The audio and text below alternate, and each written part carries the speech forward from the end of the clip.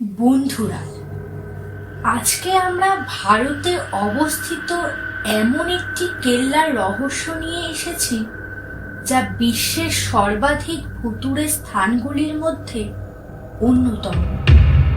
যে কেল্লার বাইরে ভারত সরকারের পক্ষ থেকে একটি বিজ্ঞপ্তি দেওয়া রয়েছে যে সূর্যাস্তের পর এবং সূর্যোদয়ের আগে কোনো মানুষের প্রবেশ নিষেধ। হ্যাঁ, আপনারা ঠিকই বুঝেছেন। আমাদের আজকের উপস্থাপনা রাজস্থানের ভানগড় কেল্লাকে কেন্দ্র করে। 1573 সালে আমেরুয়ের শাসক রাজা ভগবান দাস তার ছোট ছেলের জন্য ভানগড় কেল্লা বানিয়েছিলেন। তখন এই কেল্লা এবং এর বাইরে আশেপাশের অঞ্চলে অনেক জনবসতি ছিল এবং তখন এটা খুবই সুন্দর একটা অঞ্চল ছিল। তারপর এমন একটা দুর্ঘটনা ঘটেছিল যার ফলে এত সুন্দর কেল্লা এরকম ভুতুড়ে বলে গণ্য এবং এর আশেপাশের এলাকা ক্রমশ খালি হয়ে যেতে শুরু হয়। এর জন্য এখনো পর্যন্ত এই এত বড় কেল্লা এইরকমই ফাঁকা পড়ে আছে, জনবসতি থেকে অনেক দূরে। এরপর থেকেই সবাই বলা শুরু করে যে রাতে এখানে মানুষের কান্নার আওয়াজ শোনা যায়, নুপুরের শব্দ শুনতে পাওয়া যায়। এই জন্য এই কেল্লায় রাতে তো কোনো লোক যায় না, বরং দিনেও লোকজন খুবই কম যায়। এরপরই মনে হয় যে এমন কি হয়েছে যে এই কেল্লার ব্যাপারে সবাই এই রকম বলে। কেন ভূত আছে বা থাকার কারণ কি? এই কেল্লার ব্যাপারে লোকজন একটা নয়, অনেক কারণ বলে। বিভিন্ন লোকের বিভিন্ন মতামত জানা যায়। তবে সব ঘটনার মধ্যে যেটা সবচেয়ে বেশি শোনা যায় সেটা হলো রাজকুমারী রত্নাবতীর কাহিনী। এই কেল্লায় তখনকার সময় রাজকুমারী রত্নাবতী থাকতেন। শোনা যায় যে তিনি নাকি খুবই সুন্দরী ছিলেন। তার সৌন্দর্যের চর্চা চারিদিকে ছড়িয়েছিল। তখন সেই সময় রাজকুমারীর জন্য বিভিন্ন রাজ্য থেকে রাজকুমারদের বিয়ের প্রস্তাব আসত, কিন্তু রাজকুমারী কোনো প্রস্তাবে রাজি হননি। একদিন রাজকুমারী এবং তার সহচারীদের সাথে ইতরের দোকানে যায় এবং ওই দোকানেরই বাইরে কিছু দূরে সিংহিয়া শেওড়া নামক এক ব্যক্তির নজর ওই রাজকুমারীর দিকে পড়ে। সিংহিয়া শেওড়া সেই রাজ্যেই থাকত এবং সে ছিল কালো জাদুর মহান। সিংহিয়া শেওড়া রাজকুমারীকে প্রথম দেখাতেই এমন মুগ্ধ হয়ে যায় যে সে তখনই ঠিক করে নেয় সে রাজকুমারীকে নিজের করে নেবে।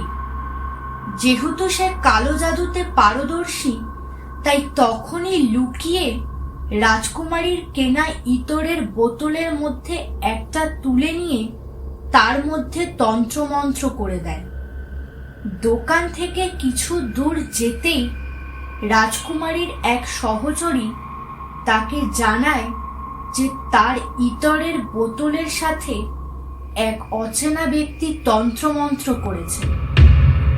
তখন সে কিন্তু ভয় পায়, কিন্তু কিছু বলতে পারেনি।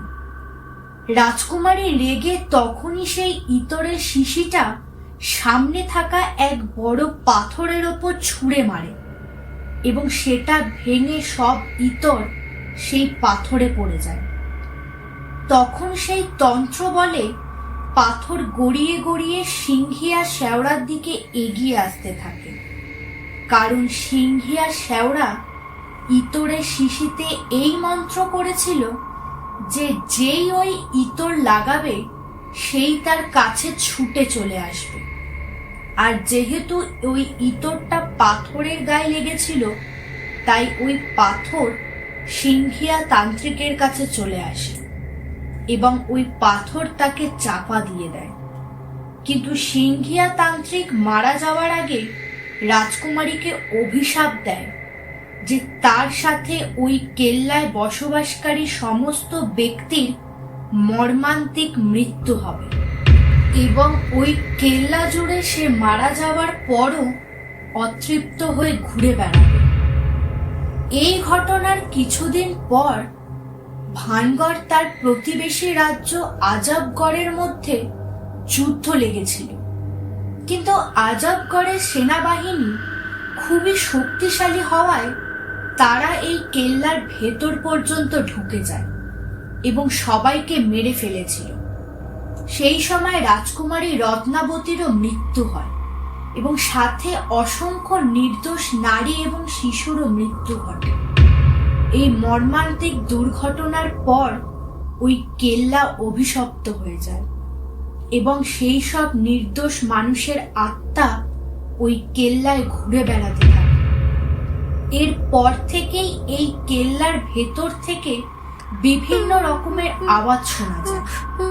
তারপর এই কেল্লার পাশ দিয়ে গেলে সেই সব মানুষদের নিখোঁজ হওয়ার মতন ঘটনা ঘটতে থাকে। তারপর থেকে আশেপাশের বসতবাড়ির লোকেরা সেই জায়গা ছেড়ে অন্য জায়গায় চলে যেতে শুরু করে। তারপর থেকেই ভানগড়ের আশেপাশের এলাকা একদম ফাঁকা শুনশান হয়ে যায়। এই কেল্লার ব্যাপারে আরো একটা কাহিনী শোনা যায়। সেটা হলো, এই কেল্লা তৈরির সময় তারই পাশে বাবা বলকনাথ সাধু থাকতেন। কেল্লা তৈরি হওয়ার সময় বাবা বলকনাথ রাজা ভগবান দাসের কাছে খবর পাঠিয়েছিলেন যে কেল্লা এতটা উঁচু যাতে না হয় যাতে তার কুঠিরে কেল্লার ছায়া পড়ে। কিন্তু রাজা ভগবান দাস সেই সাধুর কথায় গুরুত্ব না দিয়ে কেল্লা তৈরি করেন এবং তৈরি হওয়ার পর বাবা বলকনাথের কুঠিরে সেই কেল্লার ছায়া পড়ে। ফলে বাবা বলকনাথ ক্রুদ্ধ হয়ে অভিশাপ দেন যে ভানগড় কেল্লা পুরোপুরি ধ্বংস হয়ে যাবে। এরপর থেকে লোকে এটাই বিশ্বাস করে যে বাবা বলকনাথের অভিশাপের ফলেই ভানগড়ের এই অবস্থা হয়েছে। ভানগড়ের আরো একটা গল্প হলো এই যে সেই সময় এক বড় যুদ্ধ হয়েছিল, আর সেই সময় ভানগড়ের সেনারা পরাস্ত হয়ে ওই কেল্লাতে ঢুকে লুকিয়েছিল এবং ওই কেল্লার মানুষজন সেখান থেকে পালিয়ে যেতে সক্ষম হয়েছিল। কিন্তু ওই কেল্লায় যেহেতু অনেক ধনরত্ন লুকানো ছিল এবং সেইগুলো যাতে কেউ নিতে না পারে তার জন্য এই ভুতুড়ে গুজব রটানো হয় যাতে সেখানে কেউ না যায়, আর সেটা সফলও হয়েছিল। এই রকমই ভানগড় নিয়ে অনেক রকম গল্প কাহিনী চারিদিকে ছড়ানো আছে, আর সরকারও এটার মান্যতা দিয়েছে যে এখানে সূর্যাস্তের পর এবং সূর্যোদয়ের আগে পর্যন্ত কোনো লোকের প্রবেশ নিষেধ। এর ফলে এই ভানগড় কেল্লা যে ভুতুড়ে তা সমর্থন করে।